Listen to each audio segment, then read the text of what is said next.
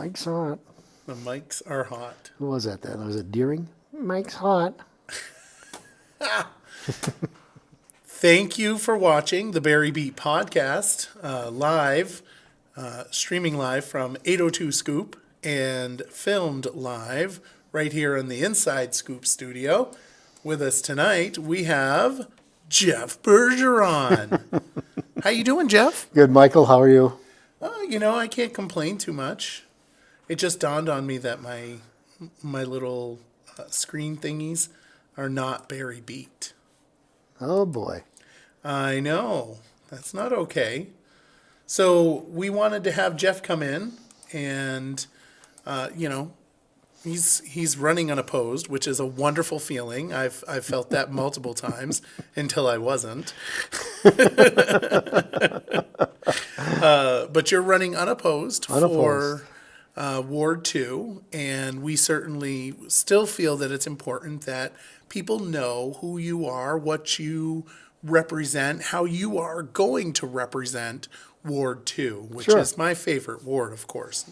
Wait, no, I'm not allowed to say that now that I'm a state rep. That's you're out of order here. I'm out of order. He's been dying to press that dinger. I've wanted to put him out of order since I sat down. So why don't you tell me a little bit about yourself? Sure. So, born and raised here in Barrie. Year? Year? 1956. All right. I just turned 69 on Sunday. For a young-looking 69. You're very young, very young. Thank you.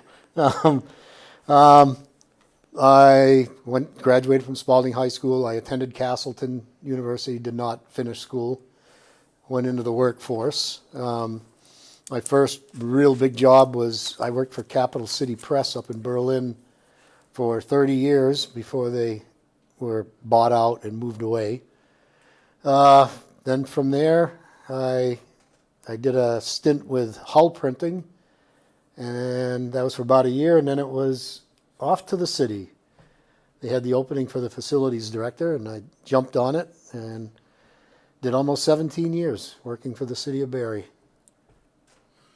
Nice. And you left out a pretty important part of your resume. Yeah, my city council time. Yes. So I was on the when my dad was mayor. I think it was in his last term. They had positions open on the planning commission and the zoning board of adjustment. It was the same board for both groups, and he thought it'd be a good idea for me to get involved with something like that. So I was on that for a couple of years, and then when a council seat opened at the time, I lived in Ward 3. So I ran for city council, and I served two-year terms on the council. And I think, I was going to look it up because I think I was unopposed both times there too. So yeah, I did 4 years on the city council and then my almost 17 years of employment for the city of Barrie. So I know my way around a council meeting now. A little bit. A little bit. And I know the operations of the city. So I thought, I'm retired now. It's a good time to get back into the city council thing. And, I think they need someone like me that's got a little bit of experience, maybe a lot of experience, but there's a lot going on, and we need to move things along. We can't be getting stalled down and not getting anything done. Well, I would have to agree with that, right? We just went through two very devastating floods, and I'll be quite frank with you, it looks like the north end has not been fixed. And that's a huge problem. It is a huge problem. This is the job of the city council, and it feels like we talk about it, but nothing gets done. And it feels like, I personally was very disappointed that, the governor came, did his presentation, and then went back to Montpelier. Right. And because we didn't do anything. Right. And that's not on the governor. That's on the city The council. city. And you weren't on city council then. Right. But, and so you want him to come back? So I'd like him to come. I'd like to know why they threw this, glorious plan out of new housing. They were even talking about moving the playground equipment out of Wabi Park, which I was part of getting that put in there to begin with. It was land that the Wabi family had given the deed to the Berry Tournament Committee with the stipulation that it be used only for recreation for the children of the North End and Berry.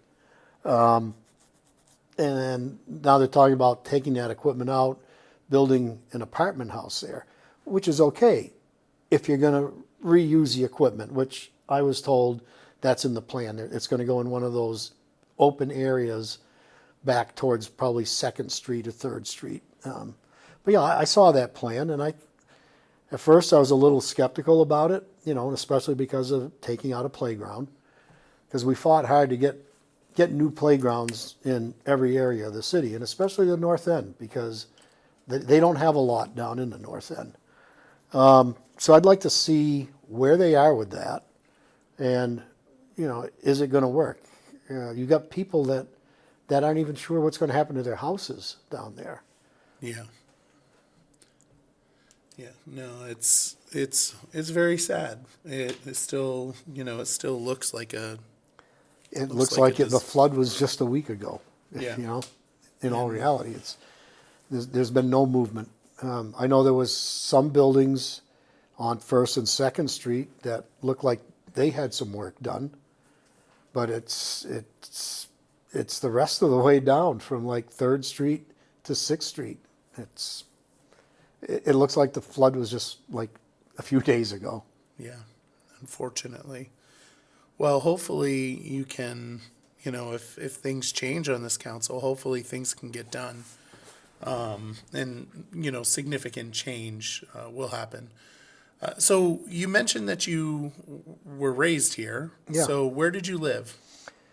I first lived, my parents lived, and my maternal grandmother had an apartment house on West 2nd Street, which would be. Oh, they had There was West 2nd Street? There was houses on West. So Wow. right behind where Emsley's is now, that was Bryant Daly's.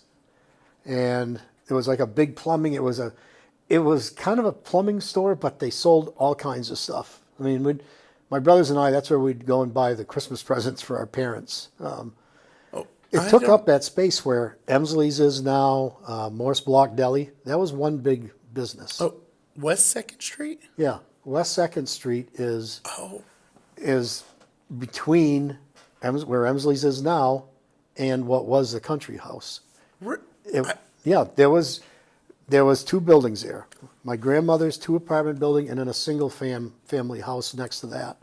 So we had a fence at our back lawn that was probably only 10 to 15 feet away from the railroad tracks. So we lived there. It wasn't very long. My grandmother lived in the apartment upstairs and we were downstairs. My grandmother passed away, and the family decided to sell the apartment house. That's when we moved to Howard Street over in the North End. And so that was, I think, like 1962 or 63. And that's where I grew up, down on Howard Street in the North End in a section known as the Meadow. so my sister used to live on a house on Howard Street, the very last house on the first part of Howard Street. Oh, it would be Howard Street on the right before the rock face. The what? Are you on the right street? On Howard Street, yes. Off Center Street, right? Yeah. So you go up Howard Street, Yeah. and as you go up Howard Street, on the right, the Yeah. last house on the right before it Oh. becomes Pike. Yes. That was, when I grew up, that was the Bruises. The Bruises? Yes. Yeah. Yeah, my sister used to live there, and I remember doing M80s in the back during during 4th of July. Yeah. It was a lot of fun. Yeah. So my parents stayed there until about 1986. So they had the greenhouse right across from that one. Theirs was the last house on the left Oh, okay. where the corner is. Yep. They sold that in 1986, and when they bought the house in 62 or 63, they had an option for a lot right behind it, which would be actually on George Street. And they had 1 year to decide whether to buy it. So my parents saved up money, bought that lot, so we had this really big backyard. So the whole North End gang hung out up there. The North So- End gang. Yeah. Yeah, sometime in private, I'll tell you how you had to become a North Ender. You couldn't just be one. You had to pass certain tests. So anyway, my parents in '86 had a Huntington home put on that lot, so they had a one-level home. So they stayed there until they both went to a nursing home, and yeah, so Nice. Very nice. I am very intrigued about this North End gang that I've never heard of this. No, no. I can't wait to hear about this. Everybody used to behind say the that was scenes. the tough end of town. You had our area because we were basically it was a residential area, but most of it was granite sheds, and Yeah. half of it from Center Street to the river, there was all granite sheds. Yeah. I mean, you're right. Tough We end had of town. we had our little neighborhood store. We had Caldera's Market, and but everybody was really tight in that area. Everybody stuck together, and my younger brother Greg always tells people that when you played hide and seek down in our neighborhood, it took 2 weeks to find everybody because there were so many kids. There was big families back then. Yeah. But yeah, Hey. so I'm rooted. I'm rooted in the Berry City. That's You mention how the tightness, right, of our community, which I personally feel we have lost some of that, especially when looking at the city council. I remember days when it was not as contentious as it is now. yeah. Being only on there for a month and a half now, right? Like not about a month and a half. Yeah. How do you feel, you can help change that culture? No, it's tough. There's so many different opinions right now. Take even what's going to be coming up on the ballot, the charter change for the clerk treasurer position. Yeah. I don't think there's a real consensus there. One thing I learned when I was on the council back in the '90s, one of the first things we did after an election, we went in. So the election was on Tuesday. Wednesday morning, you went in, got sworn in, and we had an organizational meeting. And my first term on, Harry Monty was the mayor. And we had our meeting, and he said, and I'll never forget this because I've seen a couple of things happen over the years watching council meetings. One of Harry's rules was if somebody's making a motion, don't let it die for lack of a second. Whether you're for or against it, let the motion come through so we can all talk about it. Because once that dies, there's no conversation. That's a really good point. Having him say that, that makes a lot of sense. Don't let things die, and it allows you to have that conversation. Certainly, I really appreciate that comment, right? And I think that most people would appreciate that comment because having the conversation is a whole part of why you're there. Sure. And it definitely feels like, you have to be my way, or I'm gonna No, it's not. kneecap you. But it's not. It's not so much being confrontational. It's just letting everybody hear it, Yeah, and then they may hear it a different way and say, "Oh, I never thought of that." yeah. You No, know, that's true. If you can't talk about it, you're not going to move it. So Yeah, that's true. That's very true. I'm glad that you take that into the council meetings. That's really great. So does that mean you're going to second bad motions? put me on the spot. Possibly. Possibly. Yeah. Hey, you know what? If I don't know enough about it, then yeah, I'd want to hear more. I'd want to hear why that person thinks that is so important to come to all of us. Yeah. Because we're not there to rub our own egos and say, okay, so I push this through, I pass this. We're there to do what's best for our constituents. Yeah, I agree.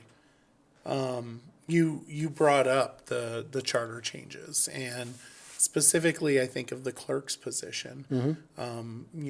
We have an elected position for clerk, and there's a possibility that we're going to consolidate power if that position is modified.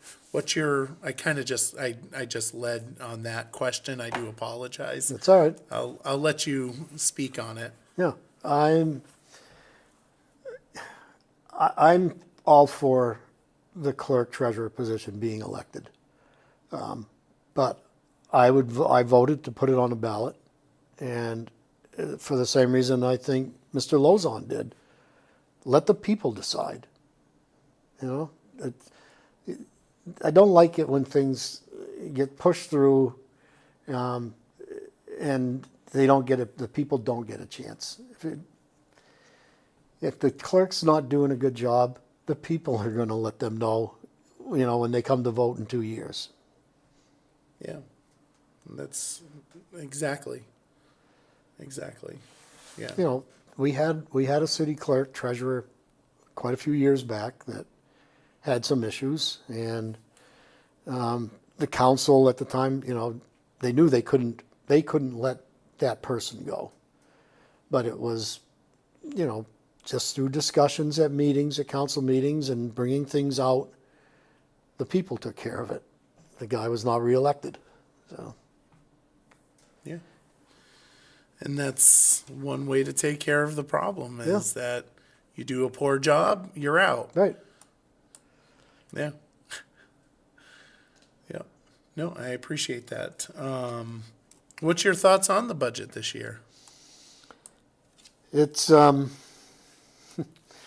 I think it's a good budget. I think our hands are tied. Yeah. There's still so much to do there's stuff that hasn't been done since the 24 flood, the 23 flood. And, we've been waiting and waiting for the state to step up and do this and do that. In the meantime, other things are falling apart. You've driven these roads.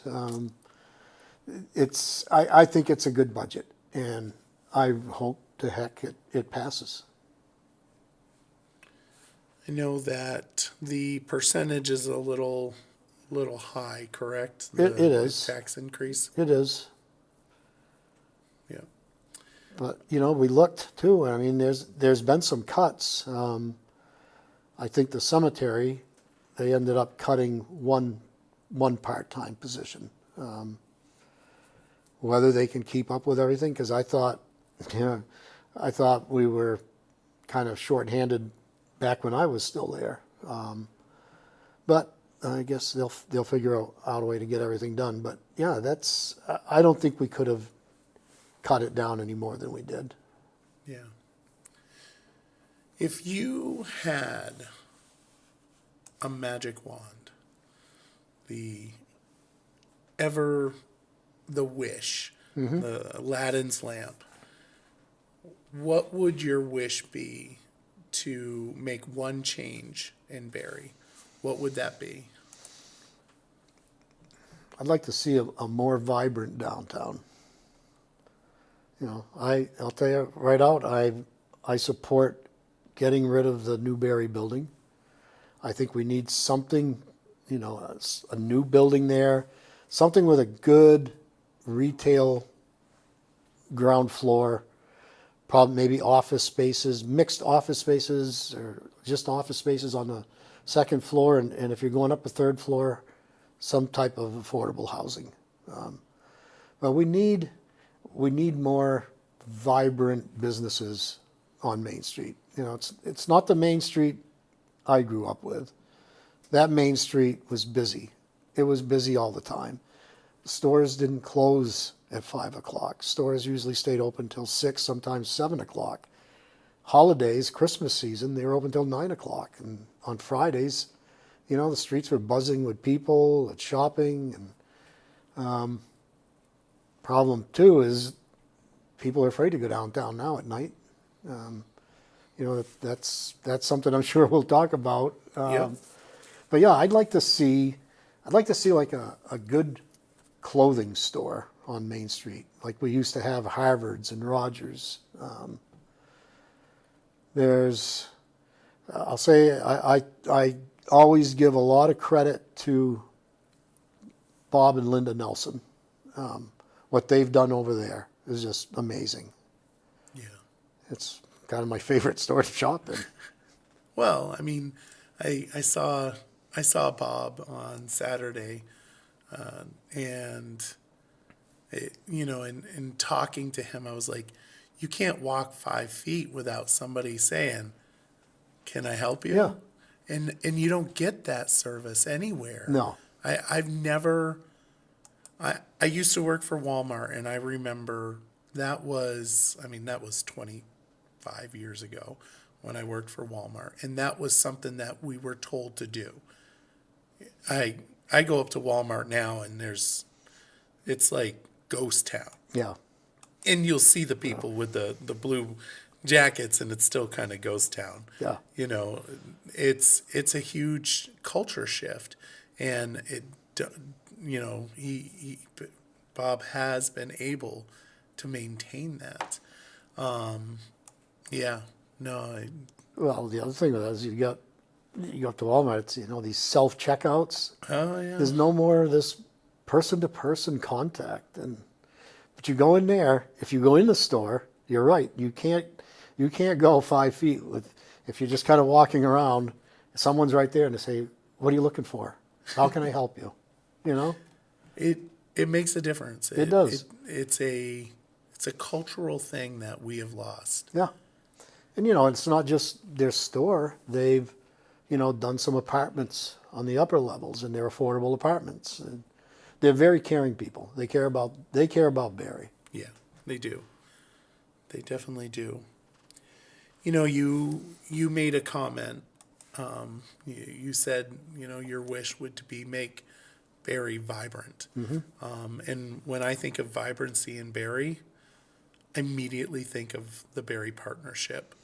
And I have felt that we have not been loving on the Barry Partnership as much as we should be. Mm-hmm. Tell me how do you feel the city should be involved with the partnership? Should we internalize them? Should we get rid of the partnership?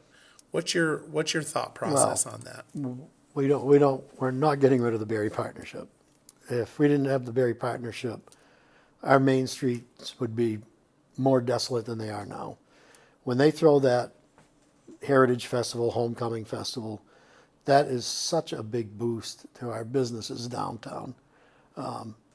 And I think as Nicholas or Tom had mentioned, if we don't have that partnership, we don't have our downtown designation, because they're the ones that keep things coming in here, so they can get grants and get help. But I worked closely with Tracy when I was working up at the Civic Center. She'd come to the Civic Center committee meetings, so we always knew what she was doing. We'd help her as much as we could. Take, for example, when we used to have the Vermont Crafters Guild show up at the auditorium. The Crafters Guild disbanded, called me like 6 months before their show was scheduled, and said that they wouldn't be doing a show because they had disbanded. And my first call was to Tracy, and I said, Tracy, look, this is what's going on. What if anything can you do to find something? She said, well, let me think about it. And she didn't just go out and look for somebody to do it. She did it. And that first year that she did it, I made it a point to be up there the opening day. And I walked around with Tracy, and there were vendors there that had been there before with the Crafters Guild. And they said, this is the best Saturday we've had in years as far as people coming in and buying. She's done a phenomenal job with that. And, as well as I do, the Heritage Festival brings so many people in. It's you can't do without that. I mean, you can't take it internally. Who are you gonna, how many people would you have to hire to run it ourselves? It's not doable. Yeah, no, that's a good point. The Crafters Guild is a really good return on investment for the partnership. Specifically, that's what your position was to facilitate the renting of that building. And you would have lost that if it weren't for Tracy. And we don't, And play mind favorites you- with them. They pay full rate to rent that building. And I do have to point out that is extremely,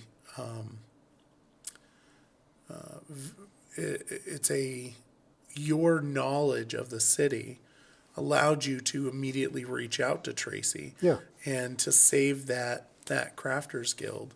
And everybody absolutely loves that.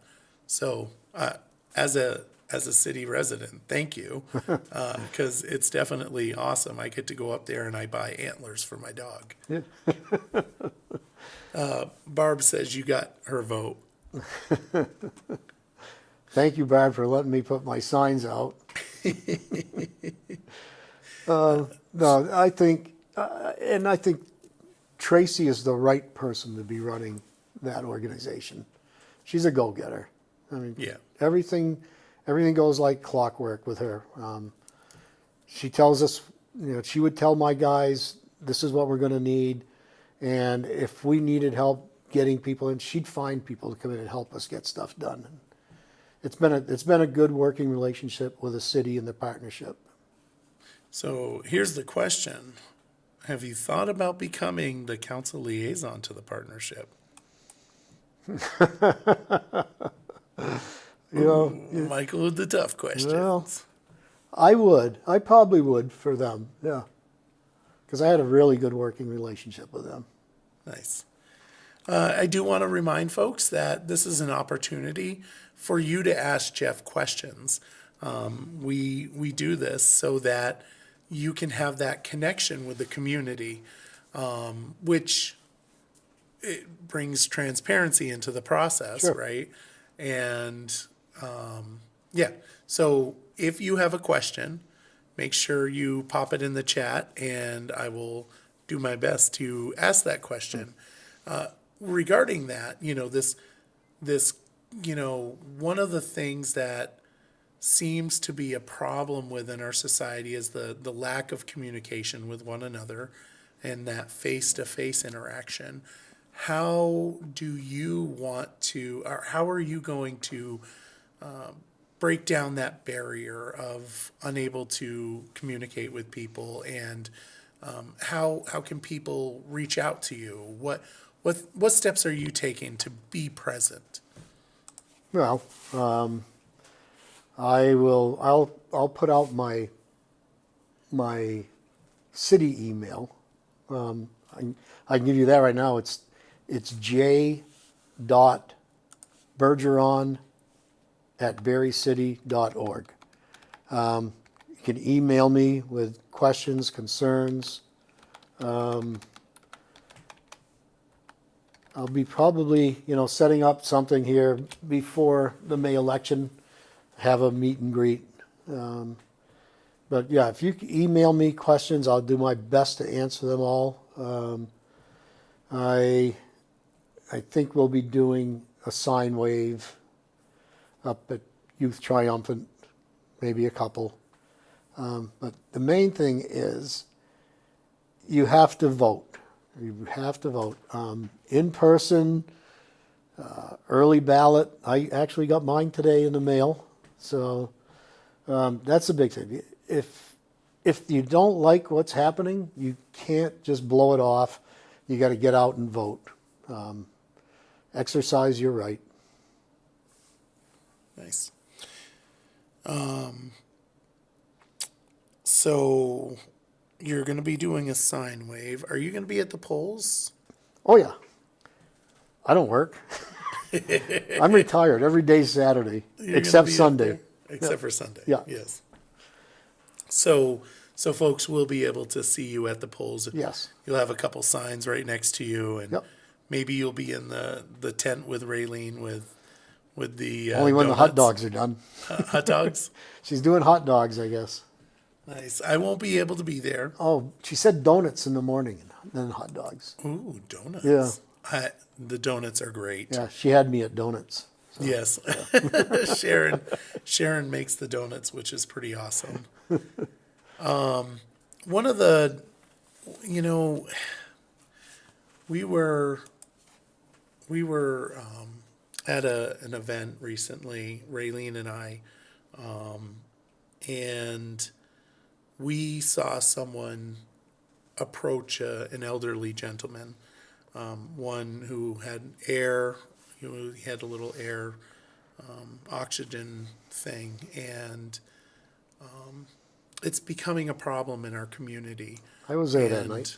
yes, I mean, I wasn't gonna Yeah, mention that, but yeah. I know what happened. I didn't see what happened with that, but I was talking to someone, and I had my back to that person, and the person I was talking to said, "Hey, he's coming towards you," and then I turned and I saw him heading over towards the other gentleman.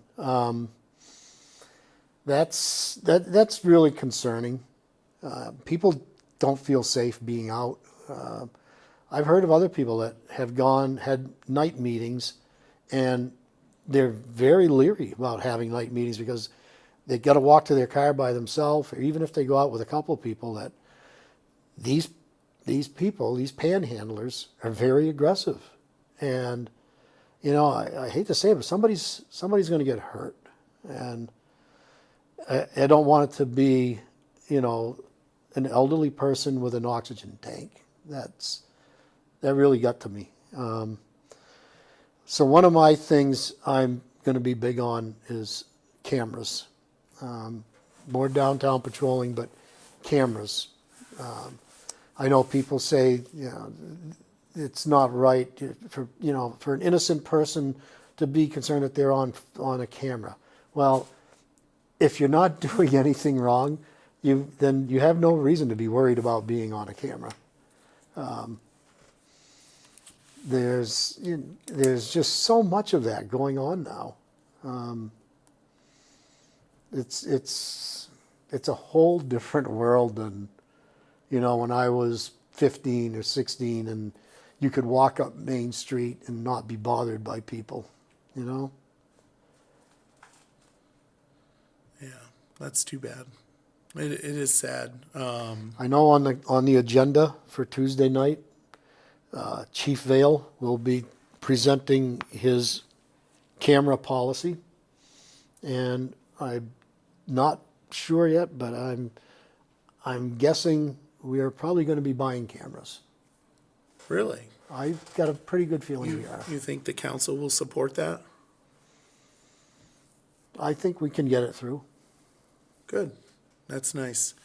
I'm a big proponent of cameras as well. I think that's a 10% issue.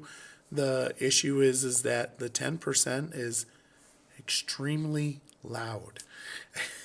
Yeah. But the 90% are very quiet when it comes to this, but it's based on feedback I've received over the years and even Facebook polls.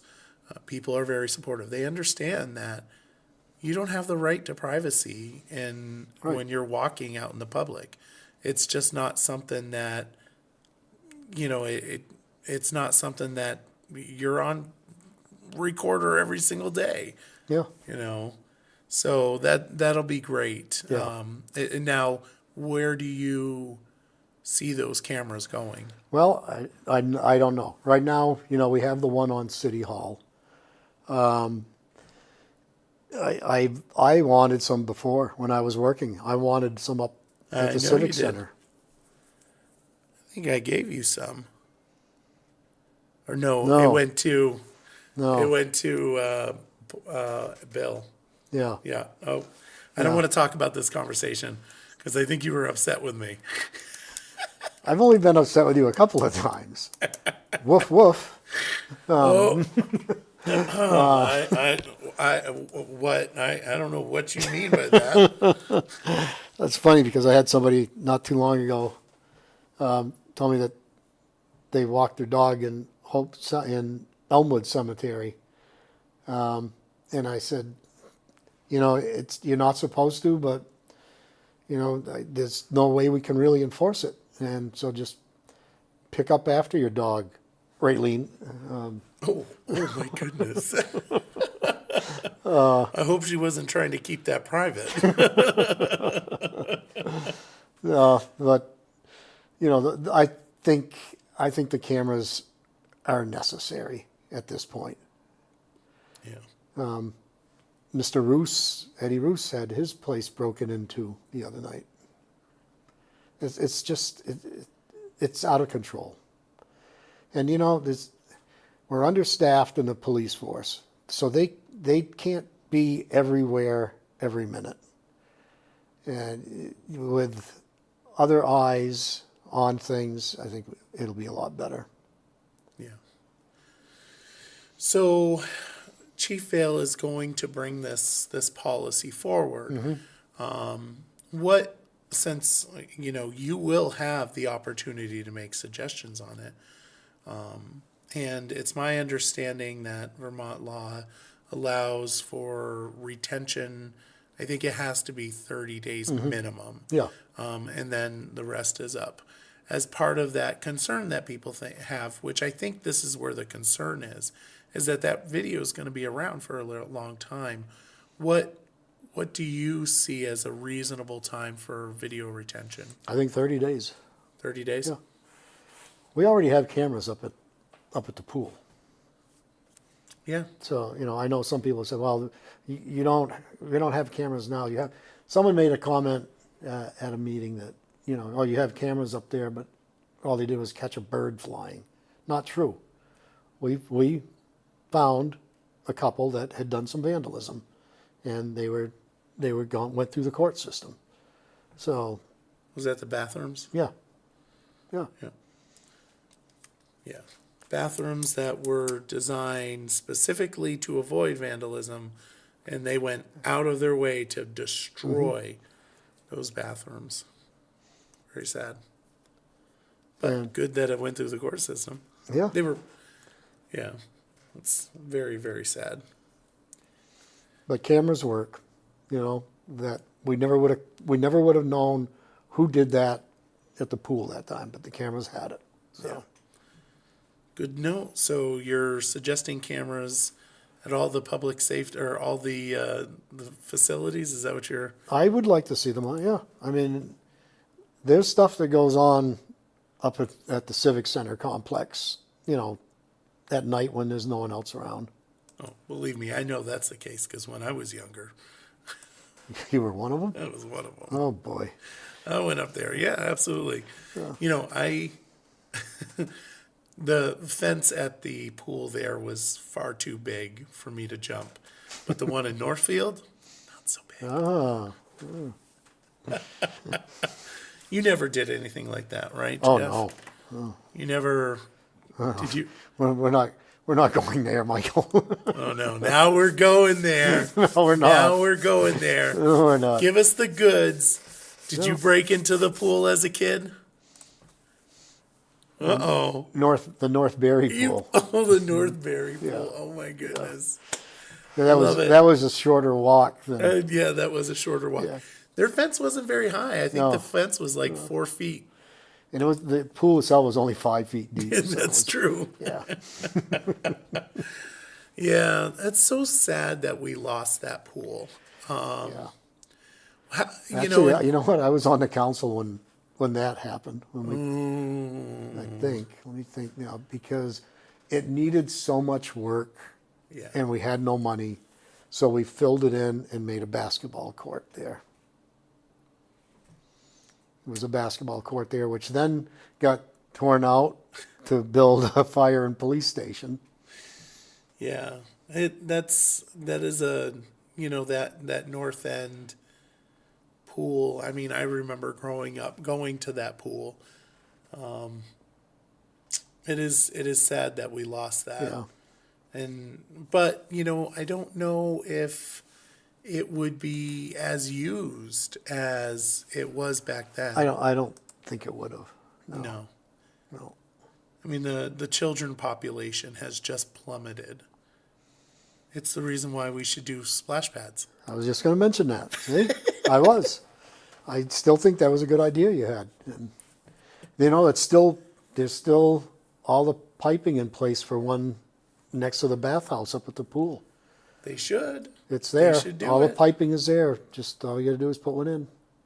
We'll have to raise some money for that. How much do you think it'll cost? 250? Probably. Yeah. Oh, that's a shame because splash pads would be nice. Yeah. Keep them up all year, keep them open all days of the night so people can go there in the middle of the night and cause mischief. Remember, we looked at a lot of different options for that. That you could have like a passcode thing that you could go in and but it would shut off at a certain time at night. But Yeah. it was. It would definitely be nice Yeah. to have that throughout the city, but it would be nice, but it doesn't mean that we can afford it as a Right. community. Right. So my big thing right now, my number one thing is to follow up on the paving program. Oof. It's an aggressive program this year, and we put another $136,000 in the paving and sidewalk in this budget. So the total amount is $600,000. And the big project is going to be Allen Street, Prospect Street, Berlin Street. And Brian Baker figured this out, that if you can keep it in one area, you get a better price because they don't have to relocate equipment and haul further. So do those three. Those will be the three mains. And then whatever else we can squeeze in. I think Air Street is going to rise to the top. We had someone come into a council meeting about that. The potholes, the parking there this year has been terrible because of the work going on at Spalding. So some students are parking out on the street, on Air Street. So that would be a good one to knock off this summer, because hopefully the storm runoff project will be done and they'll be able to park back in the school next year, and then Air Street would be opened up good again. Nice. That'll definitely be nice. Since I drive there for the school board stuff, it's always, I don't have a problem because I got a Jeep and it's like Yeah. going off-roading. But certainly would be nice to have that. I appreciate that. Well, what that citizen said was, so you got cars on both sides. Their road's not that wide as it is, Yep. and then you got Bellavance trucks coming out of there. Yep. Since you're talking about the Air Street school area, or Air Street area, also Air Street school area, I have to ask, because I'm sure people are curious. I know the answer is it's not going to happen, but what is your thought about opening up West Patterson again? I haven't really seen enough of the reports of the effects of the slide and what their predictions are. I think maybe it could have been opened up to foot traffic, but I don't think it would be open to vehicle traffic. I think a lot of people would certainly like to see that happen. I'm sure they would. That's a good shortcut. It's an amazing shortcut, I know. especially when you're coming out of school board. I know. When my brother lived on Orange Street, he'd say at like 3:30 every afternoon, it was like a racetrack on Orange Street.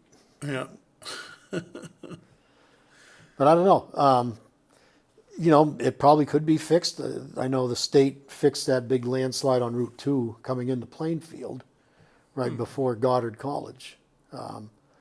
And that's really encroaching right to the edge of Route 2 itself.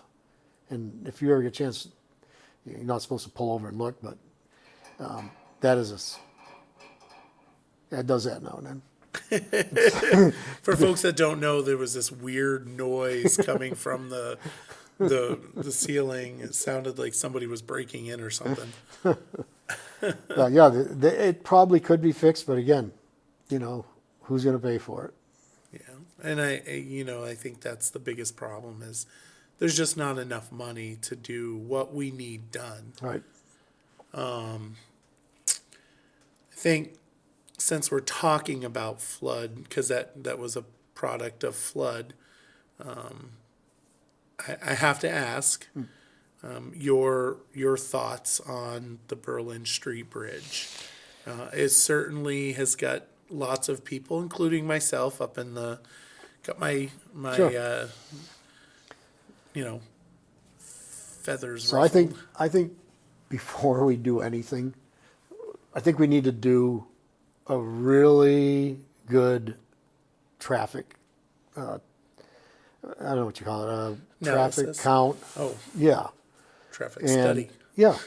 And I was talking to a gentleman earlier today about that, and he had a pretty good idea. And he thought maybe, it wouldn't take a lot of money and it wouldn't take a lot of figuring out, but if we just announced that we're going to try a traffic count test ourselves, and just put a couple of concrete blocks at the end of Berlin Street at at the bridge itself, so RK Miles could still access their place and see what the results are. Now, Got a pretty good idea a few weeks ago when they were doing the sewer project and they were running the detour. Yeah. I'll tell you, it's living up on Beckley.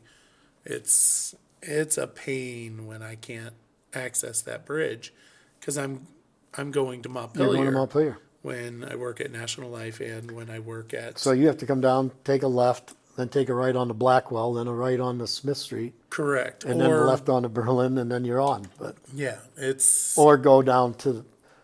Now, see, that's another thing.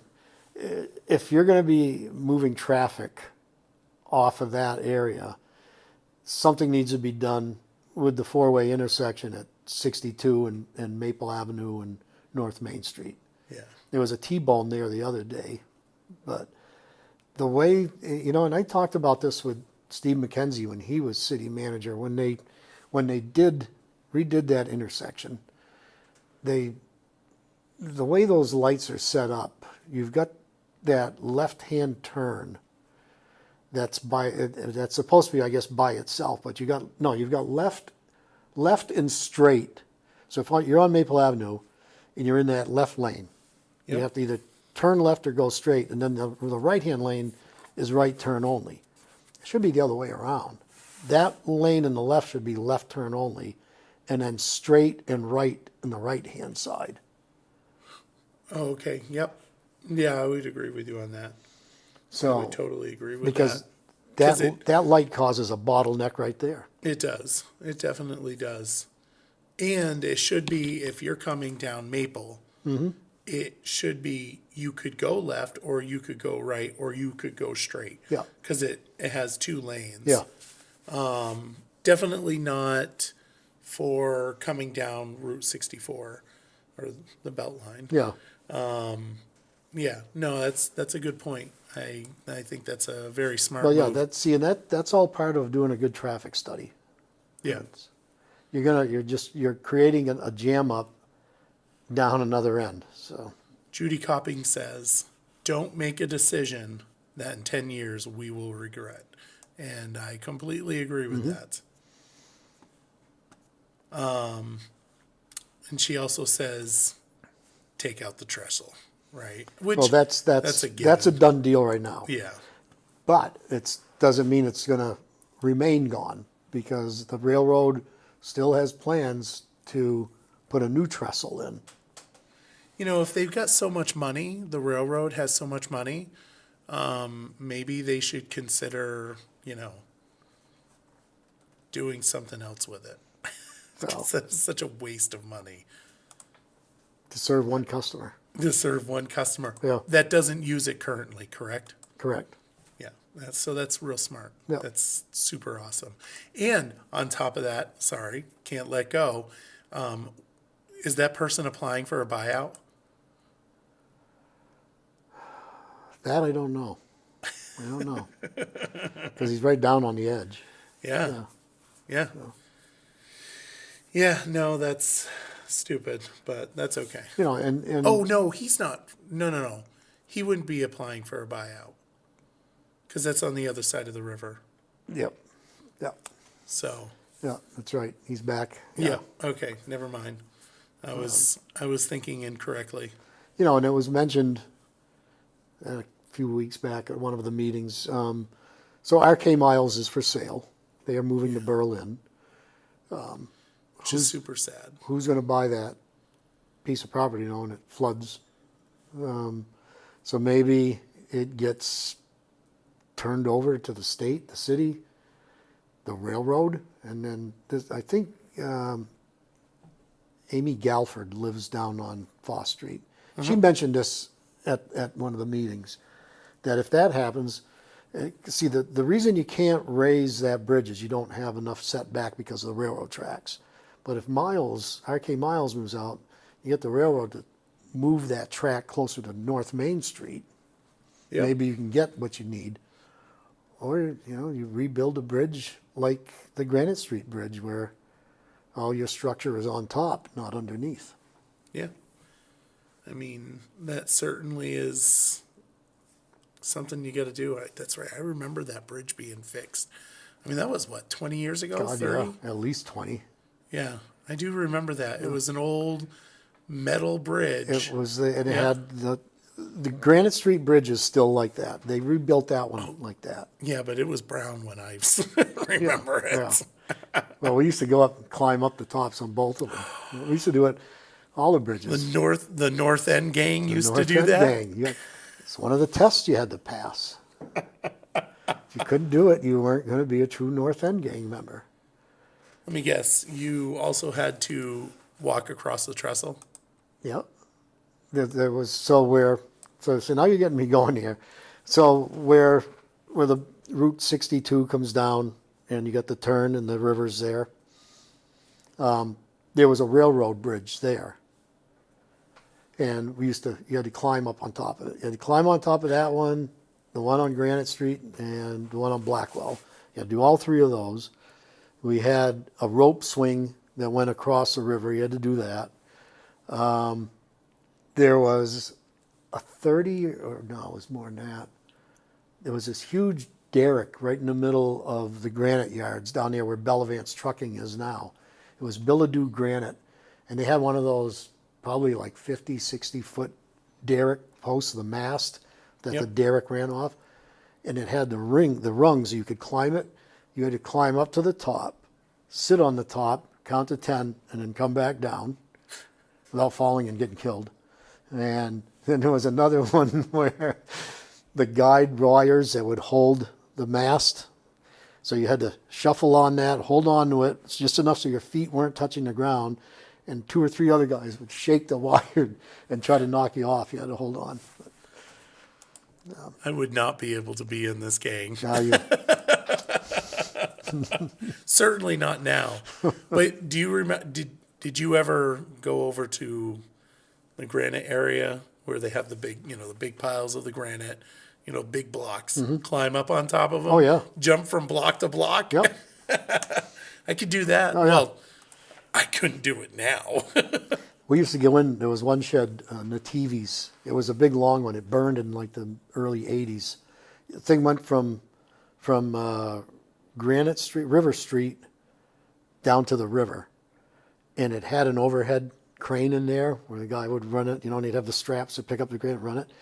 So we'd sneak in there on the weekends, and 2 guys would sit on the straps on that, and another guy would run the control and go up and down the shed. Years ago. I think that's called a lumper, by the way. Yes. The person that Yep. runs it is Yep. called a lumper. Yep. He's telling you all these things that I used to do. That's not good. My nephew is a lumper, so Yeah. I know he used to work down at. I think he works for Rock of Ages now. All right. Well, Jeff, I appreciate you coming in. Yeah. It thank was definitely great chatting with you. So I just want, just to recap my. Oh, I'm sorry, yes. My three main things are the road projects, making sure the paving and the sidewalks get done this season. The second one was so I'm going to throw the bridge in with it, but it's the flood resiliency programs. Those have to happen. And the third one was, the safety of our citizens with cameras, better police presence. Great. Yeah. Yeah. No, those are very important issues to run on. And I again, certainly- if people have, any questions, it's j.bergeron, BERGERON, @berrycity.org. And make sure, no matter who or what you're voting for, make sure you get out and vote. Absolutely. May 10th? No, it's May 13th, I believe. 13th. Yeah, there you go. I was I'm testing pretty you. sure it's May 13th. I was testing you, Michael. Let's see. May 13th. 13th. All right. 7 a.m. polls open. 7 p.m. Make sure AM. you show up 7 a.m. to 7 p.m. to 7 p.m. Yes. Jeff, I do appreciate you coming down. It's been great. Thanks for having me And, in, Michael. Always a pleasure. Thanks. I hope that everybody enjoyed this. Get to know Jeff and his North End gang. I would hate to see what happens when the North End gang comes after you. Is there something that We're all in our late 60s, early 70s now, Michael. We're not going to hurt anybody. Well, thank you. Thank you for coming in, and thank you everyone for watching the Barry Beat podcast streaming live from 802 Scoop, filmed right here on Inside Scoop Studios, Main Street, Barry, Vermont. And with that, we hope you have a good evening. Good night.